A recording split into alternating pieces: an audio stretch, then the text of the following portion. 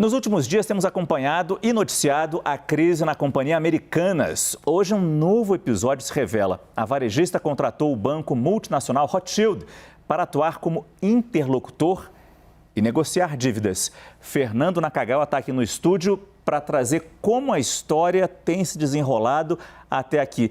Não deixa de ser um passo importante de pegar um banco para chegar, me ajuda nisso aqui, pelo menos nessa conversa, né, Naka? Boa noite. Boa noite, Márcio. E também mostra que Sérgio Real, que é quem estava tocando a negociação, talvez não tenha dado muito certo no diálogo com os bancos.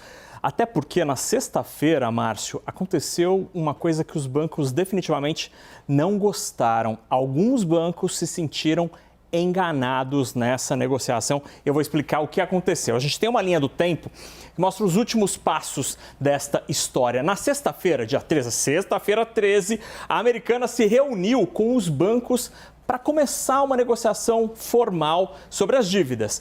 Ali explicaram a situação da empresa e disseram quanto de dinheiro a empresa precisa para continuar operando. Foi uma negociação com os grandes bancos, a conversa foi relativamente amigável, houve indicação dos dois lados e na situação, nesta reunião, houve até indicação de que os sócios, os três principais sócios da Americanas, estavam dispostos a colocar na mesa alguns milhões de reais para ajudar a empresa. Só que nesta reunião não foi dito uma outra coisa. Na sexta-feira, a Americanas... Na própria sexta-feira? Na própria sexta-feira, exatamente. Isso não foi comunicado, porque nesse dia a Americanas pediu à Justiça do Rio de Janeiro e conseguiu uma proteção financeira, que basicamente impede, por exemplo, o bloqueio de recursos por 30 dias. Nesta decisão da Justiça, Márcio, aconteceu uma operação específica muito importante. Na sexta, foi liquidada uma operação de pagamento da varejista, da Americanas, para o Banco BTG Pactual de 1 bilhão e 200 milhões de reais. E a decisão da Justiça faz reverter esta operação. Então, o dinheiro terá de ser devolvido a Americanas, do banco para a Americanas. Aí o que aconteceu? No fim de semana, no sábado, diante dessa decisão, o BTG tenta reverter esta decisão da Justiça, entrega ali um documento na Justiça do Rio de Janeiro que, pelo menos até agora, não conseguiu ser realizado, ser efetivado.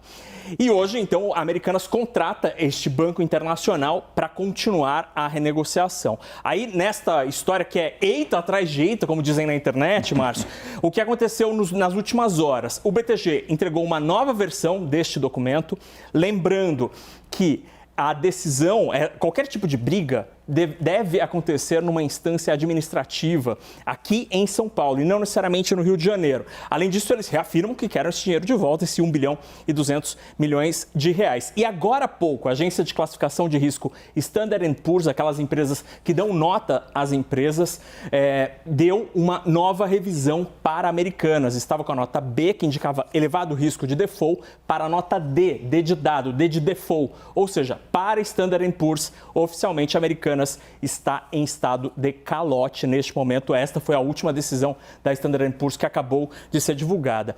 Agora, na próxima tela, Márcio, a gente tem alguns negócios dos três grandes sócios da Americanas, que eles compõem, são três nomes conhecidos, Jorge Paulo Lemann, Marcel Teles e o Sicupira, que formam uma empresa chamada 3G. Brincam até que são os três gênios, porque eles têm um histórico de ótimos sucessos, negócios bem-sucedidos na economia brasileira. Só que os críticos, e aí nessa situação da Americanas, destaparam várias histórias antigas que talvez não tenham feito tanto barulho lá atrás. Por exemplo, aqui, olha, eles foram sócios da Heinz em todo o planeta, junto com Warren Buffett. E nesta empresa, enquanto eles administravam a empresa, descobriu-se um rombo de 15 bilhões de dólares. Isso aconteceu no ano de 2019. Este é uma marca, uma mancha na história desses três brasileiros bilionários. Outro problema, eles também foram donos de uma rede de ferrovias aqui no Brasil, a LL, que agora é parte do Grupo Cosan. E nesta empresa, que foi vendida ao Grupo Cosan, logo depois da venda, descobriu-se uma série de problemas operacionais na empresa, além de baixíssima capacidade financeira.